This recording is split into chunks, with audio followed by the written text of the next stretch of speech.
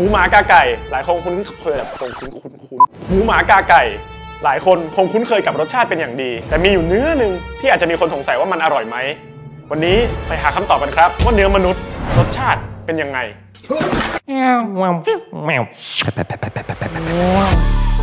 แคนิบาลิซึมเป็นคำที่ใช้เรียกการกินเนื้อหรืออวัยวะส่วนใดส่วนหนึ่งของมนุษย์แต่การกินคนเนี่ยจริงๆมันมีมาตั้งแต่ยุคสมัยแอสเท็กที่กินกันเพราะเชื่อว่ามีโปรตีนที่สูงหรืออย่างในบราซิลก็มีชนเผ่าที่ให้ญาติพี่น้องเนี่ยกินศพของญาติที่ตายเพื่อเป็นการให้เกียรตินอกเหนือจาก2ตัวอย่างที่ยกไปบางครั้งก็มีการกินเนื้อมนุษย์ด้วยความจำเป็นจริงๆเหตุการณ์ที่เครื่องบินของอุรุกวัยสายการบินที่571ตกบริเวณเทือกเขาแอนดีสมีหลายคนเสียชีวิตลงหลังเครื่องบินตกครั้งนั้นนอกจากนี้ยังมีหลายคนเสียชีวิตจากภัยหนาวแล้วก็ความอดอยากจากเหตุการณ์ครั้งนั้นเนี่ยมีคนจำนวนหนึ่งรอดมาได้เขาได้ออกมาเล่าว่าที่เขารอดมาได้เนี่ยเพราะการกินศพเพื่อนที่ตายแน่นอนครับวันนี้เราไม่ได้มาไล่ดูว่าแต่ละชาติเนี่ยกินเพราะอะไรกินเพราะความเชื่อหรือวัฒนธรรมแต่เรามาดูว่าเนื้อมนุษย์เนี่ยที่มีการบันทึกไว้รสชาติมันเป็นยังไงและมันอร่อยไหม Nice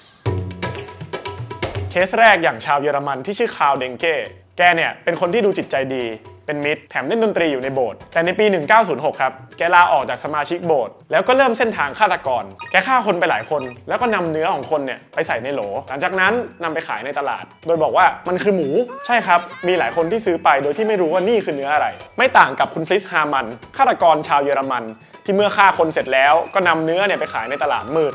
โดยที่บอกว่ามันคือหมูอีกแล้วครับไม่มีคนสงสัยด้วยครับถัดมาที่เยอรมันอีกแล้วมันยังไงกันครับประเทศนี้ในปีคศ 2001 นายอาร์มิน ไมเวสโพสต์โฆษณาลงช่องทางออนไลน์เพื่อตามหาชายหนุ่มอายุ 18-25 ปีที่ร่างกายดูดีไม่ได้เอาไปทำงานนะครับ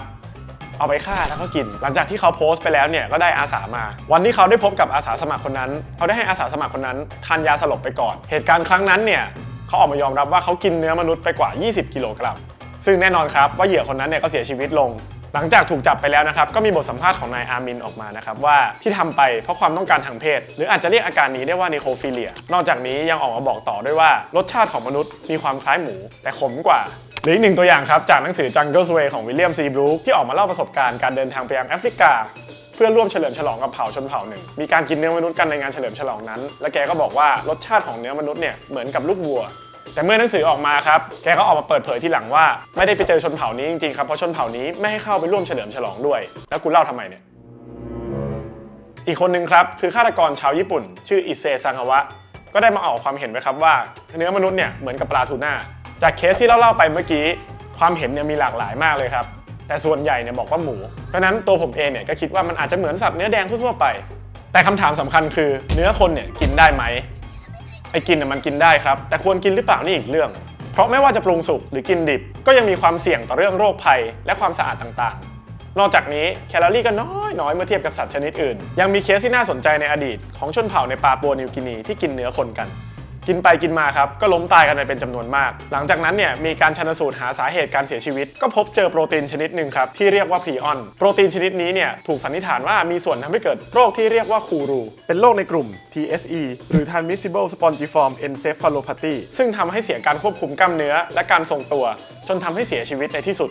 นอกจากเรื่องทางสุขภาพแล้วในเรื่องของกฎหมายการกินเนื้อคนในประเทศอย่างอเมริกาหรืออังกฤษก็ไม่ได้ระบุไว้ชัดเจนว่าผิดกฎหมายไหมแต่จะไปกินเนื้อคนทั้งทีเนี่ยมันก็ต้องไปหาเนื้อคนมาใช่ไหมครับอย่างเคสของนายอาร์มิน ไมเวสที่ยกไปข้างต้นอันนี้ก็นับว่าผิดกฎหมายข้อหาฆาตกรรมพอมาถึงตรงนี้ก็คงพอจะเห็นกันแล้วนะครับว่าเนื้อมนุษย์มันไม่ได้ดีอะไรแคลอรี่ก็น้อยกว่าสัตว์อื่นรสชาติก็ไม่ได้ต่างจากสัตว์ที่เราคุ้นเคยกันอยู่แล้วแถมถ้าไปหามากินเผลอๆโดนคดีฆาตกรรมอีกนะครับกินหมูหมากาไก่แค่นี้ก็ดีอยู่แล้วครับวันนี้ลาไปก่อนสวัสดีครับ